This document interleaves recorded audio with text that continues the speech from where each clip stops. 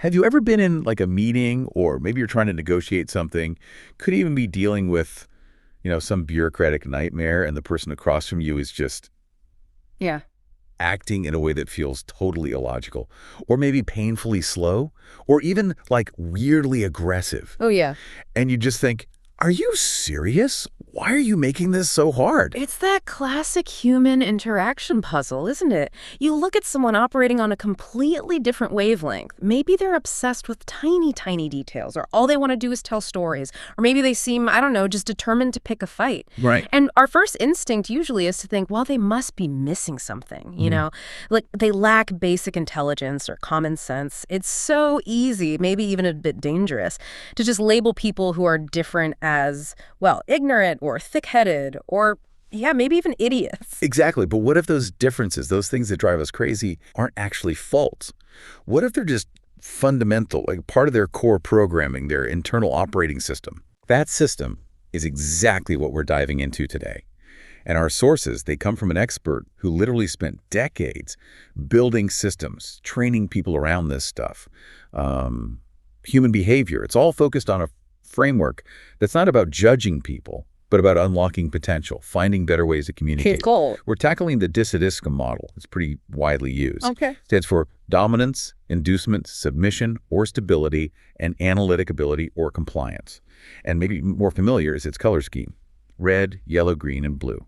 And our mission for you, the listener, the learner here, is actually pretty simple, but really powerful. We want to give you that mental toolkit, the ability to quickly spot these 4 behavioral types, get a handle on what really motivates them, and this is the key part, learn how to adapt your communication to them. Yeah. It's like learning to speak their language. This is the stuff that turns those frustrating, brick wall interactions into genuinely productive ones, successful relationships even. Absolutely. And hey, before we unpack this amazing, super practical toolbox for understanding people, please do us a quick favor. Make sure you like this deep dive.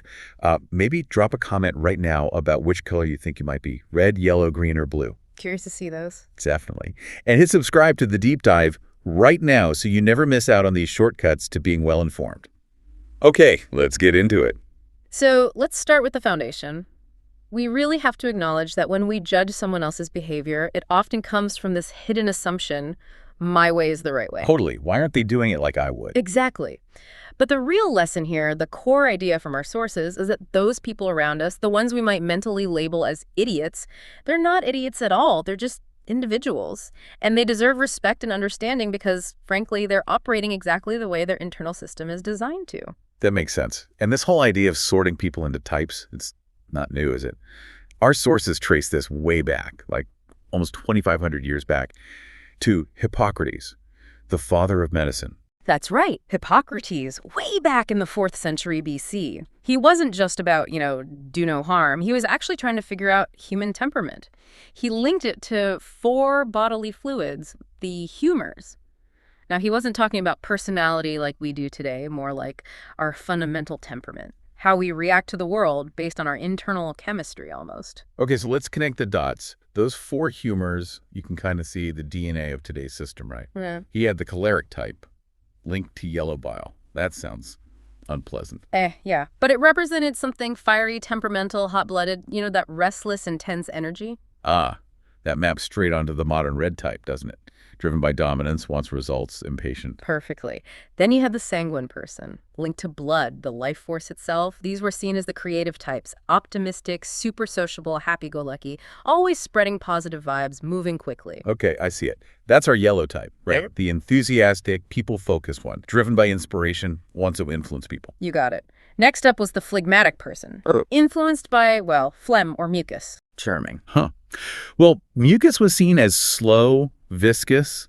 It symbolized a calm, leisurely temperament, people who valued peace and stability above everything else. Okay, that sets the stage perfectly for our steady, supportive green type, the ones who keep things calm.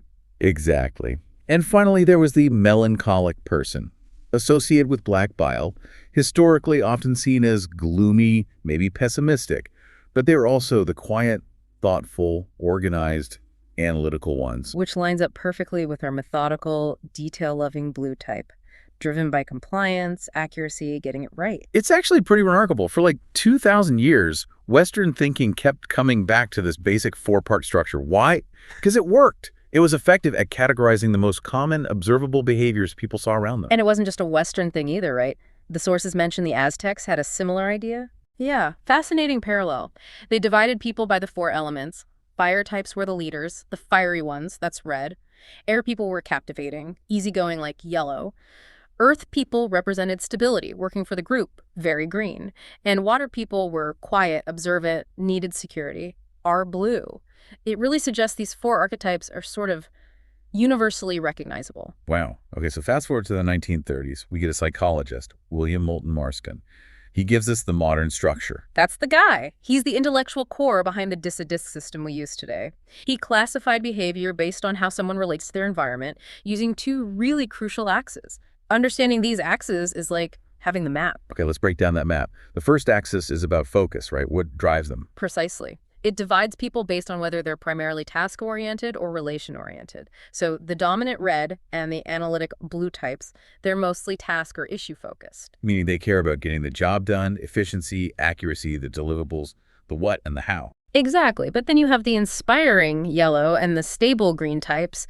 They're fundamentally relationship-oriented. They care deeply about connection, harmony, shared experiences, feeling like they belong. So they prioritize the who and the feeling of connection. That explains so much friction already. Right. Like a red might burn a bridge to hit a deadline. While a green might miss that same deadline to keep the peace on the team. Absolutely. Okay, what's the second axis? The second axis looks at reaction speed and energy level. Are they generally active or more passive in their approach? The dominant red and inspiring yellow types are definitely the active ones. They're more extroverted, quick to react. They're the movers and shakers. And make things happen. Yep. Got it. And the other two? The analytic blue and stable green types tend to be more passive, more introverted. They react calmly, sometimes slowly. They prefer to observe, maintain things, conserve their energy. They often let the world come to them rather than charging out to meet it. Okay, that clarifies the two dimensions. Now, before we dive into the specific behaviors, there's that word in the acronym for green. Submission, or stability. Submission sounds kind of weak, doesn't it? Especially if green is supposed to be supportive and common. That's a really important clarification, yeah. It's easy to misunderstand that term. The submission part doesn't mean they're submitting to you personally, like in a weak or subservient way. Yeah. It means they have a high tendency to submit their own needs or desires, like maybe wanting excitement or taking a big risk or getting individual credit to the needs of the group, to the established process, to the desire for overall stability. Ah, so they submit to the collective good, not to a person's command. Exactly. For a green, group harmony and predictability are absolutely paramount. Their loyalty, which is their great strength, comes from this willingness to put the team or the status quo first. They submit to the group contract, you could say. That makes a huge difference in understanding it. Okay, structure clarified. Let's quickly summarize those four tendencies based on how they approach things and react. Right. So, the dominant, red, quick reaction. Maximum effort goes into control, leading to direct, often aggressive action. They chase objectives hard. Then the inspiring, yellow, also a rapid reaction, Yeah. but their maximum effort goes into involving others, which can lead to impulsive action. They want everyone in on the fun and excitement. Then the stable green, a much calmer reaction. Their maximum effort is focused on connection and support, resulting in supportive action. They're the ultimate team players, keeping things steady. And finally, the analytic, blue. That Slow, deliberate reaction. Maximum effort goes into organizing and ensuring accuracy, leading to cautious action. Quality over speed every time. And one crucial point before we detail these, remember the blend. Almost nobody is just one color. The sources say only about 5% of people are purely one dominant color. Only 5%. Wow. Yeah. Around 80% of us are a combination of two main colors. But, you have to understand the pure ingredients, the pure red, yellow, green, blue, before you can understand how they mix together to create your unique behavioral profile. It's like learning about flour, sugar, eggs before you bake the cake. Makes sense. Gotta know building blocks first. Mm-hmm. All right, let's get into the individual flavors now, starting with the top, the alpha, the commander type. so Yeah. reds, defined by dominance. You can almost think of them as the bullet train of human personalities, right? Their core strengths are things like being resolute, really strong-willed, super time-conscious, and just laser-focused on results. Absolutely. They're ambitious, natural problem solvers, but notoriously impatient. If things are moving too slow, they get visibly frustrated. They are the ultimate drivers. They want to be in the driver's seat. And their philosophy seems to be just pure directness. Oh, completely. Reds are blunt. They say exactly what they're thinking. No sugarcoating, no polite social dances. They actually see wrapping a hard truth in, flowery language as a total waste of time, maybe even an insult to the other person's ability to handle it. Which can be jarring, but also kind of honest, in a way. It can feel fundamentally honest, yeah, because they dare to just say their unfiltered truth. It's not always pleasant, but you usually know where you stand. The quote that seems to define them is pretty memorable. Only dead fish go with the flow. Huh. Yes, that captures it perfectly. They're not here to just maintain things. They're here to break new ground, conquer the problems, set new standards. The sources say if a task is important enough, a red will go through fire and water to get it done. But what if it's boring? Then you see the slog or split phenomenon. If a task becomes routine or they lose interest, they either power through it grimly just to get it over with as fast as possible, that's the slog, or they just abandon it completely. No remorse. Wow, just drop it. Yep. If it's not challenging or leading to a significant result anymore, why waste time? This sort of groundbreaking, decisive nature is why you find so many successful entrepreneurs have a strong red streak. They make the tough calls. Okay, let's make this real. There's that classic force of nature example in the sources. Like, imagine you live in a big apartment building and there's some ongoing problem. Maybe the landlord won't fix the heating, or a contractor ripped everyone off and vanished. Right, the typical scenario where most people just complain or feel helpless. Exactly. The greens and blues might be drafting polite emails or researching legal options, getting stuck in the process. But then the red on the second floor. The red steps out. They don't email, they don't call first. They go straight to the landlord's office or track down the contractor. And they become, as the source puts it, a force of nature in the driver's seat. They don't beg. They don't negotiate nicely. Nope. They present the solution, this needs to be fixed by Friday, and demand the timeline. They won't leave until they have a commitment. They control the conversation, they control the desired outcome, and they control the relationship purely as a means to solve the problem. It's all about control and results. Okay, shifting gears completely. From that intense driver to the social butterfly, the yellows, driven by inducement or inspiration. Pure optimism, yeah. Enthusiasm, charm, just full of vitality. For a yellow, the motto really is, life is a banquet, and they want to enjoy every second of it, and they want you to enjoy it too. They bring the energy. They're the charismatic center of the group, aren't they? Absolutely. And recognizing them is usually pretty easy. They're often the life of the party, and they communicate constantly. Yeah. They'll answer questions nobody actually asked, and when you do ask them a question, you might get a long, winding story that's maybe only tangentially related. With lots of gestures. Oh, definitely. They tend to be quite touchy-feely. A pat on the back, maybe holding a handshake a bit too long, a squeeze on the shoulder. It's all about connection. And they're often really skilled talkers, natural rhetoricians. They lead with infectious enthusiasm. That's their ethos. They use vivid language, colorful imagery to persuade you. They're not selling the specs, they're selling the feeling of the thing. You sound great for brainstorming, though. Fantastic. If you need 10 wild ideas in 10 minutes, grab a yellow. But realism might not be the top priority in those ideas. Right. And their decision-making. Fast. Super fast, often driven purely by gut feeling. They might say, I just felt right. And for them, that's a perfectly valid reason. Even if the logic or the numbers don't quite add up, they're brilliant visionaries, terrible proofreaders. Huh. Good way to put it. And their world revolves around people, right? Completely. Building and maintaining relationships is everything. They thrive on attention, connection, validation. They are the ultimate networker. Their mantra could be, I know lots of people. All of them, in fact. That's funny. And this focus means they really want public recognition for what they do. Think about famous examples. Oprah Winfrey, right? That incredible ability to connect emotionally, inspire millions. Or maybe Robin Williams, that whirlwind of energy and charm. Even Han Solo from Star Wars, charming, quick-witted, maybe a little impulsive. Huh. Yeah, I see that. That compelling, magnetic yellow energy. They need that social stage to really shine. They really do. Okay, let's move to the center of the spectrum now. The green person, governed by stability. And you mentioned this is the most common type we'll encounter. Statistically, yes, they are the bedrock, the foundation that brings calm and predictability to pretty much any situation. Think patient, leisurely, easygoing, incredibly loyal, reliable, and deeply supportive. They're the essential background harmony of the world. The indispensable background singers. I like that. Exactly. And they represent that stable core because their guiding principle is basically team before self. They genuinely care about the people around them and will often sacrifice their own needs. Maybe they'd like more recognition or faster promotion or even just less work for the good of the group. So if you need someone who's just reliably there, day in, day out, doing the job without fuss. That's your green person. They don't necessarily need complexity or constant change. They need consistency. Stability. Which means they're probably more passive than the reds or yellows. Definitely. They actively avoid fuss and bother. Conflict is uncomfortable.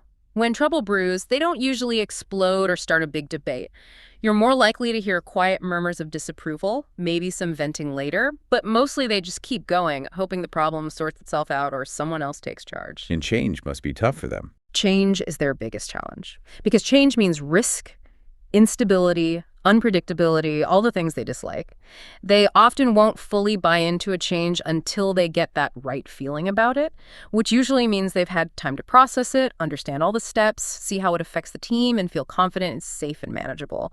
Until then, they can be like an immovable object. But their superpower is listening, right? Absolutely. It's their most valuable trait. Greens don't listen just to find a place to jump in, like a yellow might. Guilty. And they don't listen only for the actionable data points, like a red. Greens actually hear you. They absorb the emotional content along with the words. They have this genuine empathy, a real ear for human problems. They're essential for calming down the more volatile types. They are the true, unbiased sounding boards we all need sometimes. All right, last but definitely not least, we turn to the blue person, the analyst, the perfectionist. If red lives by speed and yellow by connection and green by stability, blue lives by quality. Okay, so they're conscientious, systematic, objective, logical. Yeah. All about the facts and getting it right. Precisely. Methodical, quality-obsessed. Their entire world is filtered through rational, critical thinking. Their mantra is famously, God is in the details. That sums it up perfectly. No detail is too small to escape their notice. And cutting corners, taking shortcuts. That's basically blasphemy to a blue.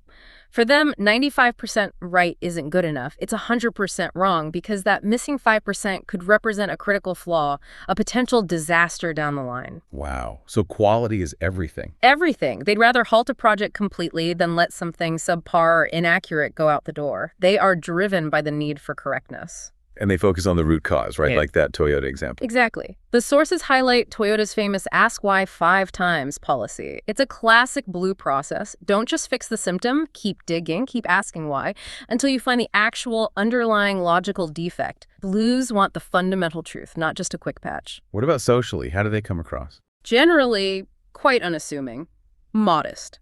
They rarely shout their achievements from the rooftops. If they've done an absolutely brilliant job, they often feel no need for applause or celebration. Why would they? They were just doing their job correctly. That was the expectation. Which might mean they get overlooked sometimes. It can happen. If you didn't specifically ask them for the solution, even if they figured it out hours ago and perfected it, they might not volunteer it unless prompted. They assume you'll ask if you need the correct information. Let's picture the classic blue behavior. The IKEA furniture example is perfect. Right. The blue doesn't just glance at the instructions. They read the manual, probably twice. Okay. Then they'll lay out all the pieces, confirm every single item against the inventory list, maybe even wipe them down. They'll count the screws, the dowels, everything before they even pick up the Allen wrench. Extremely. And they follow the instructions exactly step by step. If you ask why they're being so careful, they'll likely explain that the manufacturer is the expert, they designed the process, so deviating from it is illogical and introduces unnecessary risk. Why guess when there's a proven method? Makes sense from their perspective. Famous examples. Well, the hyperlogical, fact-driven Mr. Spock from Star Trek is the classic fictional blue. In the real world, maybe someone like Bill Gates, known for his intense focus on details, quality, and methodical approach. That analytical drive is the core of the blue. Okay, so we've painted these 4 distinct pictures. They sound great in isolation. But this whole model exists because, well, these colors clash. Violently sometimes. That's the reality, isn't it? And it's way too easy to fall back into that the other person is just wrong mindset. Doesn't this whole approach risk just stereotyping people? How do we use this tool without basically sticking someone in a box and saying, oh, you're just as red? That's such a crucial point, and the sources are clear on this. We have to constantly remind ourselves every strength has a shadow side, a corresponding weakness, and often that perceived weakness is just the strength being viewed through the critical, maybe even irritated lens of a different color. So the red's decisiveness looks like arrogance to a green. Exactly. And the yellow's enthusiasm looks like superficiality to a blue. This framework isn't meant to reduce people to a label. It's meant to help us anticipate the friction points, those predictable places where one person's core strength is going to inevitably clash with another's. Okay, so let's talk about those clashes. Yeah. How are these types perceived by the other colors when things aren't going smoothly? Let's focus on the flaws, the weaknesses, maybe using some of those anecdotes. Right. Let's start with the red again. When they're not in the room or when they're rubbing someone the wrong way, they get perceived as belligerent, arrogant, totally unyielding, impatient, even dictatorial. The control freak. Yes, but importantly, they're usually controlling people and the overall situation, not necessarily the tiny details like a blue would. There's that story about Bjorn, the red colleague. Ah, yes, the one about the daughter changing school. That's the one. The speaker starts telling Bjorn about this family crisis, feeling quite emotional about it, and Bjorn cuts him off mid-sentence and asks, really flatly, is the crisis resolved? Ouch. Yeah. The speaker says, yes. And Bjorn immediately goes, good. Now about this new sales target. He just completely lost interest the second the objective getting the status update was met. To the listener, who was probably looking for some connection or empathy, Bjorn seemed incredibly cold-hearted, maybe even self-centered. Okay, brutal. What about the yellow? How are they perceived negatively? Yellows often get seen as selfish, superficial, maybe overly self-confident, and definitely distracted, especially by the detail-oriented blue. Windbag label comes up. Frequently. That or verbal diarrhea. They can really dominate conversations. The source gives this powerful example from a team meeting. This one yellow guy, Peter. He only had one small item on the actual agenda. But when they analyzed the meeting recording, Peter had spoken for 69% of the entire meeting time. 69%. Yep, answering questions meant for others, telling long, unrelated stories, constantly interrupting. Plus, their relentless optimism about time means they can have, let's say, selective memory. Missed appointments, forgotten promises, difficult feedback just evaporates, which drives greens and blues absolutely nuts. I can imagine. Okay, now the green. This one's tricky. They're the nice, supportive listeners. How can they be seen negatively? Because that very desire to avoid conflict, their core need for stability, can translate into being perceived as stubborn, wishy-washy, unclear, maybe even uninspired or indifferent, and passive. How does that play out? Well, if a green really dislikes the direction the team is heading or disagrees strongly with the boss, they're very unlikely to say it directly in the meeting. That would cause conflict, disrupt harmony. So instead, you get the silent resistance. Ah, the backbiting. Exactly. They'll agree in the meeting or just stay quiet. But then, during the coffee break or in whispers afterwards, they'll vent their displeasure, gossip, complaint. It's passive-aggressive, yes, but it's their way of managing their disagreement without risking that direct, open confrontation they dread. Okay, that makes sense. Ah. And finally, the blue. The perfectionist. How do they annoy people? Blues get perceived as evasive, tedious, maybe aloof or cold-hearted, definitely critical, and sometimes deeply suspicious. They see themselves as just being realists. But others see them as pessimists. Often, yeah. Because they're always pointing out the potential flaws, the risks, and their need for absolute factual accuracy makes them seem maddeningly slow. The anecdote about the blue describing a flat tire is just perfect. Remind me of that one. Instead of just saying, hey, I got a flat tire this morning, the blue starts the story like this. Well, first, my Sony alarm clock woke me precisely at 6 a.m. Then I used the new Spearmint Listerine, which I find superior. After that, I read the New York Times article comparing lawn fertilizers. Finally, when I got into the car, after checking the oil pressure, which was slightly low... Oh my gosh, just get to the point. Exactly. Every single detail, no matter how irrelevant to the main event, the flat tire has to be included. Why? To establish the precise context, to ensure logical perfection and completeness before delivering the conclusion. It drives other types crazy. I can see why. So these intense differences in style, They must create some really epic clashes. What are the absolute worst combinations according to the DISA system? Well, the red and green mix is almost guaranteed friction. You've got the red barking sharp, immediate controlling orders.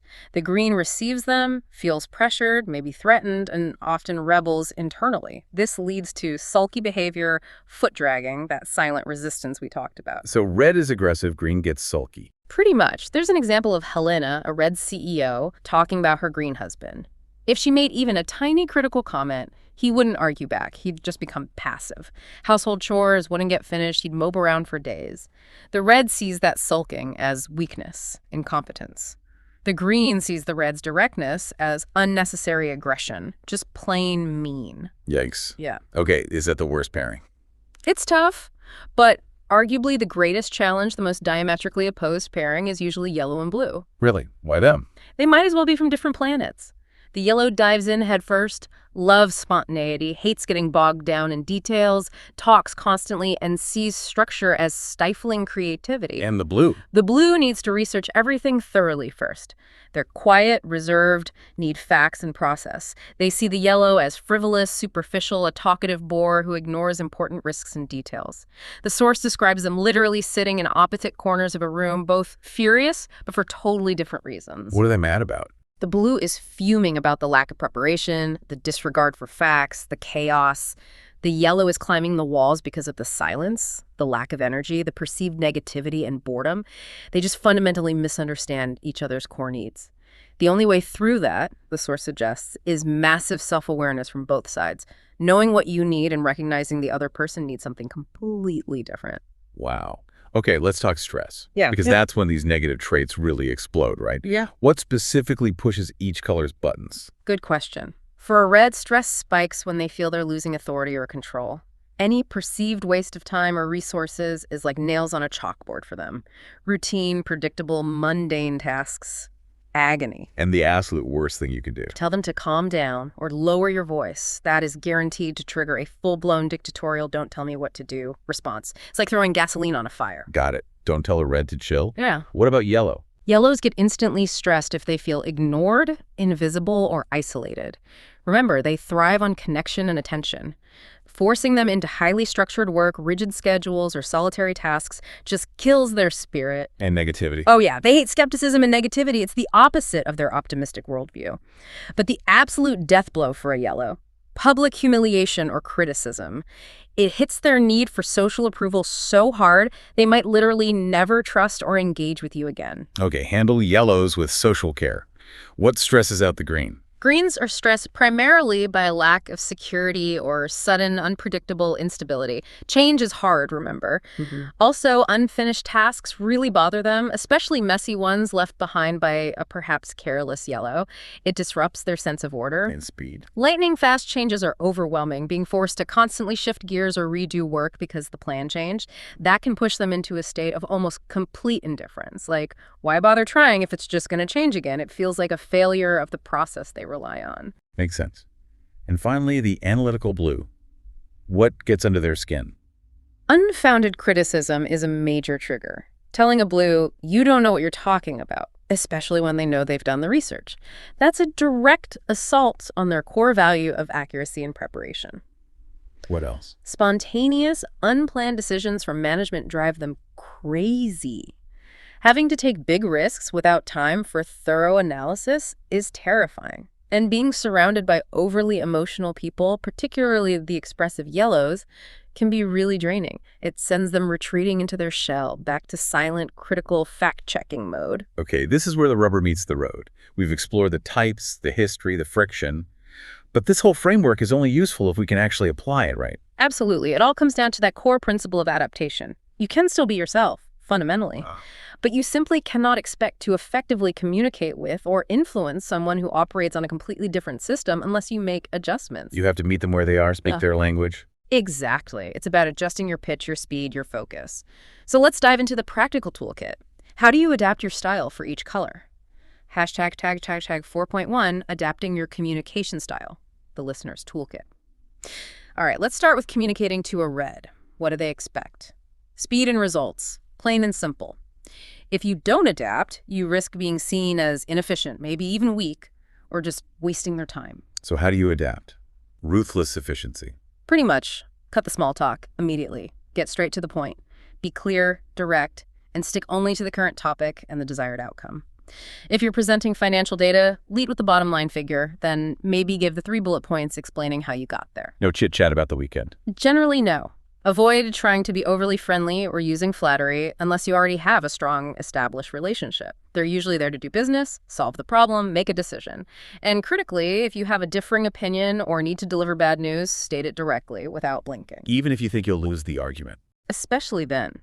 Backing down or trying to soften the blow too much actually causes you to lose their professional respect.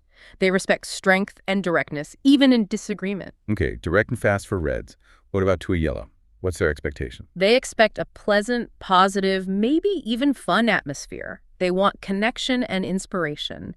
If you fail to adapt here, you'll likely just bore them. They might tune you out, ignore you, or simply forget whatever you asked them to do because the interaction wasn't engaging enough. So the adaptation is be engaging. Be engaging, smile, laugh at their jokes, even if they're not great. Help create that warm, friendly, positive vibe. When communicating information, strip away the tiny details and minutia. They hate that. Focus on the big picture, the exciting possibilities. Use exciting language. Yes. Yellows love novelty. They're often early adopters, so use words like newly developed, cutting edge, state of the art. And talk about feelings. Ask, how does this feel to you? Or do you feel excited about this direction? Frame things in terms of gut instinct. And be personal. Be approachable, yes. Share brief personal anecdotes if it feels natural. But also be prepared. Their loyalty can be fleeting. If someone newer or more exciting comes along, they might shift their focus quickly. Don't take it personally. Right. Okay, adapting to agreeing. Their expectation is different again. Yeah. Security, predictability, process. Exactly. Stability, predictability, and knowing how are we going to do this. That's key for agreeing. If you fail to adapt, if you're vague or rush them, they'll become anxious, passive, and ultimately quietly resistant to whatever you're proposing. So the adaptation requires planning and patience. You essentially need to do the planning for them, or at least present it very clearly. Explain every single step of the plan, the who, what, when, how. Be detailed about the process. And since change is so hard for them, break down any big shifts into smaller, manageable pieces. Introduce it gradually, maybe over weeks, with lots of reassurance. Like that dinner party example. That's the perfect illustration. Don't just spring guests on a green. You need to explain the plan. Okay, we're having Sarah and Tom over. We'll do a 3-course meal. I'll handle the main course. Could you maybe grab a bottle of wine? And perhaps Sarah can bring dessert. Providing that clear structure removes the terrifying uncertainty and allows them to feel secure and participate. Okay, planning and reassurance for greens. Finally, adapting to a blue. What do they expect? Facts. Objective quality. Absolute thoroughness. No excuses. If you fail to adapt, if you're unprepared or try to wing it, they will instantly peg you as sloppy, unreliable, and possibly even dishonest. Trust will be gone. So the adaptation is meticulous preparation. Meticulous is the word. Be prepared to back up everything you say. If they ask a detailed question, you need to be able to pull out the exact report or data source. Use precise figures. Don't say around $10, say $9.73. What if you don't know the answer to one of their detailed questions? This is critical. Say so honestly. Just say, I don't have that specific data point right now, but I will find it and get back to you by X time. Do not try to bluff, guess, or fib. That immediately destroys their trust in your objectivity and competence. And keep it task-focused. Absolutely. Stick strictly to the task at hand. Avoid excessive relational small talk, especially early on. Remember that manager example? It took 4 professional visits before the blue manager felt comfortable enough to share a small personal detail about a family trip. Blues need to trust the facts and your competence before they'll engage on a more personal level. Hashtag 4.2, the difficult art of giving negative feedback, the expert level. Okay, now for the expert level challenge. Giving negative feedback using this model, this is where adaptation skills are truly tested. Because nobody likes criticism, right? Exactly. The general rule always is to focus the feedback on the specific behavior, not attack the person. But even then, you have to be prepared for resistance. Remember the defaults. Reds and yellows tend towards defensiveness or denial. Greens and blues often default to inaction or withdrawal. You'll probably need to follow up. Okay, let's break it down by color. Giving feedback to a red, the conflict seeker, sounds intimidating. It can be. The key is, do not gift wrap the criticism. They don't respect that. Be direct. Use concrete, fact-based examples, but focus specifically on the negative consequences of their behavior. For instance, don't just say you were rude. Say, when you called the supplier late on Friday afternoon and demanded immediate action, it caused them to shut down communication, which meant we couldn't get the parts we needed on Monday, delaying production by a day and costing us X amount. Focus on the impact. Precisely. And be prepared for, well, maybe not war, but certainly conflict. They might raise their voice, interrupt, maybe even swear. The absolute worst thing you can do is get drawn into the fight or back down completely. So what do you do? Stay calm. Refuse to escalate, let the storm blow over for a moment, then lean back in, maintain eye contact, and ask them to repeat the agreed-upon change or action point by point. Make them verbalize the commitment. They need to own the solution. Okay, direct, factual, consequence-focused, and stand your ground with reds. What about feedback for a yellow, the denial expert? Persistence is key here. Yellows really only like change if it's their idea, and they are masters of manipulation and selective memory. First rule, give feedback privately, discreetly. Never ever criticize a yellow publicly. It triggers that fear of humiliation we talked about. How do you get them to actually change? You have to massage their ego a bit, frame the needed change in terms of how it will benefit them socially, explain how adopting this new behavior will actually increase their popularity, make them look even more professional, enhance their image, or get them more positive attention. Appeal to their social needs.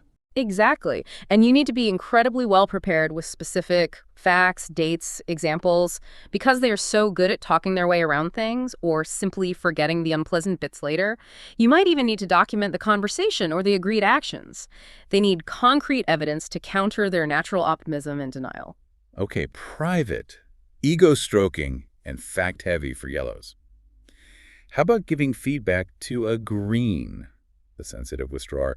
They sound like they might just shut down. They might try.